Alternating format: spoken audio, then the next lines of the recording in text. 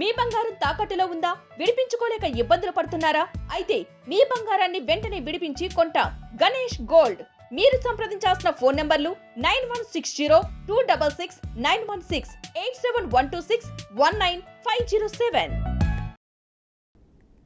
సికింద్రాబాద్ లోని యూనివర్సల్ సృష్టి fertility centre ను కేంద్రంగా చేసుకుని డాక్టర్ నమ్రత బృందం చేసిన మోసాలు ఒక్కొక్కటిగా వెలుగు చూస్తున్నాయి. గత 2 రోజుల్లో గోపాలపురం పోలీస్ స్టేషన్లో 4 కేసులు నమోదయ్యాయి. ప్రస్తుతం పోలీసు కస్టడీలో ఉన్న డాక్టర్ నమ్రత, కళ్యాణి, ధనశ్రీ, సంతోషి నుంచి కీలక సమాచారం సేకరించారు. దీని ఆధారంగా మరికొందరిని అరెస్ట్ చేసేందుకు పోలీసులు సిద్ధమవుతున్నారు. హైదరాబాద్ కు చెందిన మహిళకు ఐవీఎఫ్ ద్వారా బిడ్డ కలిగే వీలుందంటూ తొలుత చికిత్స చేశారు. అనంతరం సరోగసి పద్ధతి అంటూ 16.5 లక్షలు వసూలు చేశారు. గత ఏడాది సెప్టెంబర్లో విశాఖ ఆసుపత్రికి దంపతులను తీసుకువెళ్లి వీర్యకణాలు, అన్నం సేకరించారు.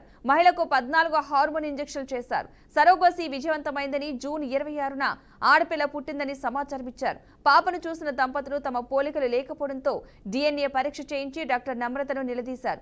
దీంతో ఆ బిడ్డను దత్తత ఇచ్చి మరో బిడ్డ కోసం సరోగసి చేస్తామంటూ కూడా మభ్యపెట్టడం జరిగింది. వారు పోలీసులనైతే ఆశ్రయించారు.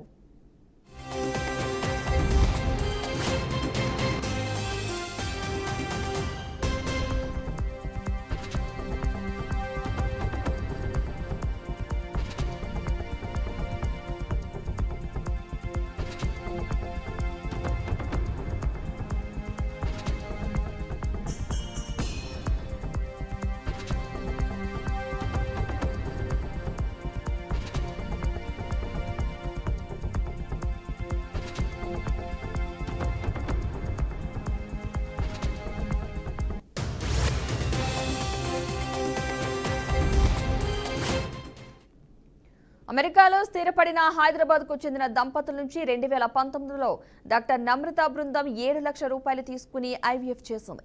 అది విఫలమైందని 2020లో సరోగసి అంటూ 25 లక్షల రూపాయలు అవుతుందని చెప్పి 12 లక్షల రూపాయలు అడ్వాన్స్ గా తీసుకున్నారు. కోవిడ్ కారణంగా అమెరికా వెళ్లిపోయిన దంపతులు తాజాగా సృష్టి మోసాల గురించి తెలుసుకుని పోలీసులకు ఫిర్యాదు చేశారు.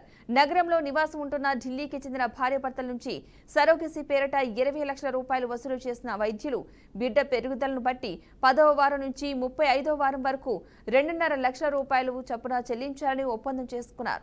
భార్యాభర్తల నుంచి అండం, వీర్యకణాలు సేకరించారు. జూన్ 26న అద్దె గర్భంలో బిడ్డ సిద్ధమయ్యాడని రిపోర్టులు పంపారు. సరోగసికి సిద్ధమైన మహిళ గురించి వివరాలు కోరితే వాయిదా వేస్తూ వచ్చారు. సామాజిక మాధ్యమాల్లో మోసాల గురించి తెలిసిన వారు పోలీసులకు ఫిర్యాదు చేశారు. ఆయా ఫిర్యాదు మేరకు డాక్టర్ నమ్రతతో పాటు వైద్యులు చెన్నారావు, సురేఖ, అర్చన, సదానందం, విద్యులత, కళ్యాణి, శేషగిరి, శ్రీనివాసరెడ్డిపై కేసులు నమోదు చేశారు.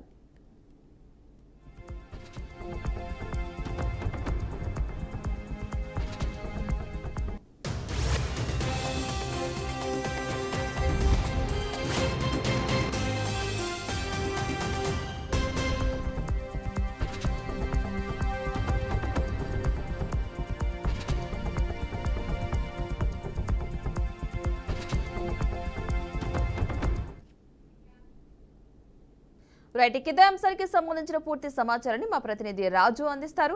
రాజు, చెప్పండి, ఈ అంశానికి సంబంధించి ఈ కేసులో ఇంకా ఎలాంటి పురోగతి ఉంది? ఇంకా ఎవరెవరు కంప్లైంట్ చేయడం జరిగింది?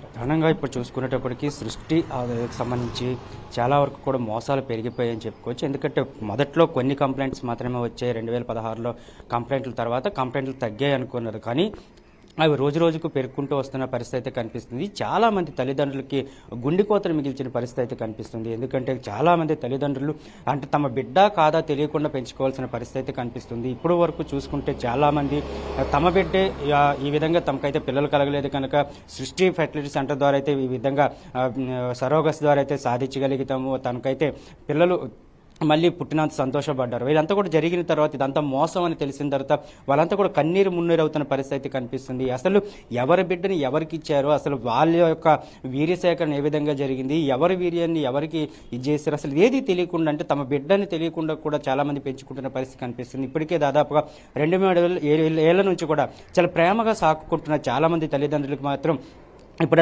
ఇదంతా కూడా ఒక శాపంగా మారిందనేది మాత్రం చాలా స్పష్టంగా అర్థమవుతుంది. ఎందుకంటే 2-3 సంవత్సరాల నుంచి కూడా వీళ్ళు చాలా ప్రేమగా పెంచుకుంటూ ఇప్పుడు తమ బిడ్డ కాదని తెలిసిన తర్వాత ఏం చేయాలన్న దాంట్లో కూడా వీళ్ళంతా కూడా మదన పడుతున్న పరిస్థితి కనిపిస్తుంది. అయితే వీళ్ళంతా కూడా కొంతమంది తల్లిదండ్రులకు ఈ విధమైన ఆలోచనలు ఉన్నాయి, ఈ విధమైన ఇబ్బందులు ఉన్నాయి. వీటన్నిటిపైన కూడా పోలీసులకు ఇప్పుడే ఫిర్యాదు చేశారు. విశాఖ, విజయవాడతో పాటు హైదరాబాద్లో కూడా ఇప్పటికే ఏదైతే సృష్టి ఫెర్టిలిటీ సెంటర్స్ ఉన్నాయో వీటన్నిటి కూడా దాడులు నిర్వహించడం జరిగింది. దానికి సంబంధించి కీలకమైన డాక్యుమెంట్స్ అన్నిటి కూడా స్వాధీనం చేసుకున్నారు పోలీసులు. అయితే దర్యాప్తు కొనసాగుతుంది. ప్రస్తుతానికైతే డాక్టర్ నమ్రతకు సంబంధించినంత వరకు రిమాండ్లో అయితే కొనసాగుతున్న పరిస్థితి కనిపిస్తుంది. అయితే దీంతో పాటు కళ్యాణి, శ్రీనివాసరెడ్డితో పాటు మరికొంతమందిని కూడా అరెస్ట్ చేశారు. అయితే మరికొంతమంది పరారులో ఉన్నారు, వాళ్ళని కూడా అరెస్ట్ చేయాలంటూ కూడా ఇప్పటికే పెద్ద ఎత్తున డిమాండ్ వస్తున్న పరిస్థితి కనిపిస్తుంది. ఎవరైతే సృష్టి ఫెర్టిలిటీ సెంటర్కి సంబంధించి అక్కడ కోఆర్డినేటర్స్ ఎవరైతే ఉన్నారో, డాక్టర్స్ ఎవరైతే ఉన్నారో ప్రధానంగా నిందితులుగా ఉన్నారని మాత్రం చెప్పుకోవచ్చు. ఎందుకంటే వీళ్ళే మొత్తం నడిపిస్తుంది. అక్కడ పైనుంచి ఏదైతే నమ్రత చెప్తుందో దానికి సంబంధించినంత మిగతా కింద స్థాయిలో గ్రౌండ్ రిపోర్ట్ మొత్తం కూడా తయారు చేస్తున్నంత వీళ్ళు అమాయకమైన కొంతమంది ప్రజలను తీసుకురావడం, ఒక బిచ్చగాలను తీసుకురావడం, మిగతా వాళ్ళని తీసుకొని వాళ్ళ వీర్యాన్ని కూడా సేకరించి ఒక దౌర్భాగ్యమైన పరిస్థితికి వీళ్ళంతా కూడా రూపకల్పన చేశారని చెప్పుకోవచ్చు. అయితే ఇక్కడ మనం ఏదైతే చెప్పుకుంటున్నామో కన్న పేగుకి ఇవంతా కూడా శాపంగా మారిన పరిస్థితి కనిపిస్తుంది. దాంతోపాటు కొన్ని లక్షల రూపాయల వరకు కూడా గోల్మాల్ జరిగిన పరిస్థితి కనిపిస్తుంది. ఒక ఎన్ఆర్ఐకి సంబంధించినంత వరకు కూడా మీకు బిడ్డ కలగడానికైతే మేము మా దగ్గర మంచి మందులు, మెడిసిన్ ఇస్తాము, అదేవిధంగా మీకు బిడ్డ కలిగే సోర్స్ మా దగ్గర ఉందంటూ కూడా చెప్పి అక్కడ నుంచి ఒక 25 లక్షలు, మిగతా వాళ్ళ దగ్గర ఇంకా దాదాపుగా కొన్ని కోట్ల రూపాయల వరకు కూడా అమాయకమైన ప్రజల దగ్గర నుంచి కూడా దండుకున్న పరిస్థితి కనిపిస్తుంది. ఎందుకంటే బిడ్డలు కలగని వారికి వాళ్ళ యొక్క ఆవేదన ఏ విధంగా ఉంటుందనేది తెలుస్తుంది. ఎందుకంటే ప్రతి క్షణం కూడా ఆలోచన చేస్తూ ఉంటారు. చుట్టుపక్కల పిల్లల్ని చూసినా సరే వాళ్ళకి ఆలోచన కలుగుతుంది.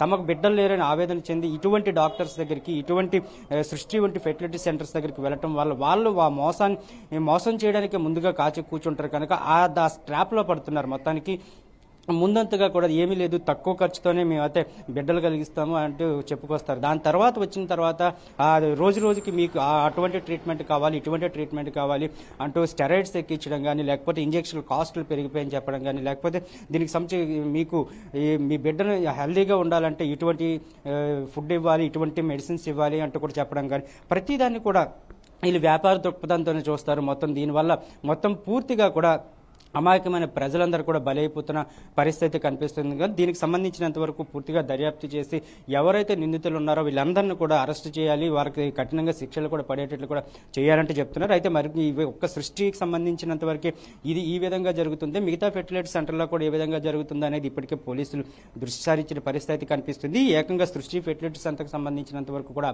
యుఎస్ నుంచి కూడా ఇప్పటికే చాలా వరకు కంప్లైంట్స్ వచ్చాయి. అదేవిధంగా విజయవాడ, విశాఖపట్నం నుంచి కూడా కంప్లైంట్స్ వచ్చిన పరిస్థితి కనిపిస్తుంది. కనుక వీటి నేపథ్యంలో పూర్తి స్థాయిలో ఒక క్షుణ్ణమైన దర్యాప్తు జరగాలి, పారదర్శకమైన దర్యాప్తు జరగాలంటూ కూడా బాధితులు కోరుకుంటున్న పరిస్థితి అయితే కనిపిస్తుంది. మొత్తం ఓవరాల్గా చూసుకున్నప్పటికీ సృష్టి ఫెర్టిలిటీ సెంటర్కి సంబంధించినంత వరకు జరిగిన మోసాలకి, మోసపోయిన ప్రజలకు మొత్తం అందరికీ కూడా అండగా నిలవాల్సిన బాధ్యత అయితే ఇప్పుడు వ్యవస్థల మీద అయితే ఆధారపడి ఉందని చెప్పుకోవచ్చు. అయితే ఏ విధంగా ఇప్పుడు ముందుకెళ్లాలనేది చాలా మంది తల్లిదండ్రులు మదన పడుతున్న పరిస్థితి అయితే కనిపిస్తుంది. ఎందుకంటే దాదాగా చూసుకునేటప్పటికీ ఒక తల్లిదండ్రులకి తమ బిడ్డ కరెక్ట్ అవునా కాదంటూ డౌట్ వచ్చిన తర్వాత వాళ్ళు డిఎన్ఏ పరీక్ష నిర్వహించడం జరిగింది. ఆ డిఎన్ఏ పరీక్షలో వాళ్ళు డిఎన్ఏ సూట్ అవ్వకపోవడంతో వాళ్ళ ఆవేదన చింతన. ఇప్పుడు ఆ బిడ్డని ఏ విధంగా సాకాలి, జీవితాంతం అంటే తమ కన్నబిడ్డ అనుకున్న తర్వాత ఈ రోజు వచ్చిన తర్వాత తమ కన్నబిడ్డ కాదు, ఏదో దత్తత తీసుకోవడం లేకపోతే పెంచుకున్న బిడ్డ అనే స్థాయిలో వాళ్ళైతే ఇప్పుడు ఆలోచన చేస్తున్నారు. ఇప్పుడు ఆ బిడ్డ పరిస్థితి ఏంటి, ఆ తల్లిదండ్రుల పరిస్థితి ఏంటి అనేది మాత్రం ఆలోచించాల్సిన పరిస్థితి కనిపిస్తుంది. అది ఒక్కటే కాదు, ఇప్పుడు బయటకు వచ్చినవి మాత్రం కొన్ని శాంపిల్స్ మాత్రమే, కానీ బయటికి రానివి ఇవన్నీ కూడా చాలా వరకు ఉన్నాయి. చాలా మంది కూడా లోపలే మదన పడుతున్న పరిస్థితి కనిపిస్తుంది. ఎవరు కూడా బయటకు వచ్చి బహిరంగంగా చెప్పలేకపోతున్నారు. ఒకవేళ కానీ బయటకు వచ్చినట్లయితే ఈ కంప్లైంట్స్ అన్ని కూడా కొన్ని వందలు దాటిపోయాయి అనేది మాత్రం చాలా స్పష్టంగా అర్థమవుతుంది. ఎందుకంటే గతం నుంచి 2016లో ఏదైతే కేసు అయిన తర్వాత బిడ్డను మార్చారంటే చెప్పారు, అప్పటి నుంచి ఇప్పటి వరకు చూసుకున్నప్పటికీ కొన్ని వందల వరకు కూడా కేసులు నమోదవుతున్న పరిస్థితి కనిపిస్తుంది. కనుక ఈ సృష్టి ఫెర్టిలిటీ సెంటర్కి సంబంధించి ఏదైతే ఇటువంటి నీచమైన పనులకు పాల్పడ్డారో దీనికి సంబంధించి పూర్తి స్థాయిలో ఎవరైతే బాధ్యులు ఉన్నారో మొత్తం అందరిపైన కూడా కేసులు నిర్వహించాలి, అందరూ కూడా కేసులు పెట్టాలి, ప్రతి ఒక్కరిని కూడా ఇటు శిక్షించాలంటూ కూడా వాళ్ళకి చెప్తున్న పరిస్థితి కనిపిస్తుంది. ఓవరాల్గా సృష్టి ఫెర్టిలిటీ సెంటర్కి సంబంధించినంత వరకు పూర్తి స్థాయిలో ఇప్పటికే దర్యాప్తు అయితే కొనసాగుతుంది. ప్రస్తుతానికి కస్టడీలో ఉన్న నమ్రత అయితే మాత్రం కొన్ని కీలక అంశాలు కూడా చెప్పినట్లుగా కూడా తెలుస్తుంది. అయితే దీన్ని ఏ విధంగా బయట పెట్టాలనేది పోలీసులు ఆలోచిస్తున్న పరిస్థితి కనిపిస్తుంది. ఇటు ఏపీ, అటు తెలంగాణకు సంబంధించి ఇద్దరు పోలీసులు కూడా ఏ విధంగా దీన్ని బయట పెట్టాలి, అదేవిధంగా దీనికి సంబంధించి ఏ విధంగా ముందుకెళ్లాలి కేసులు అనేది మాత్రం పురోగతి కోసం ఆలోచిస్తున్న పరిస్థితి కనిపిస్తుంది. మొత్తానికి నమ్రతను మరో 2 రోజుల పాటు కూడా కస్టడీ కోరుతున్న పరిస్థితి కనిపిస్తుంది. Padma. Right, thank you Raju.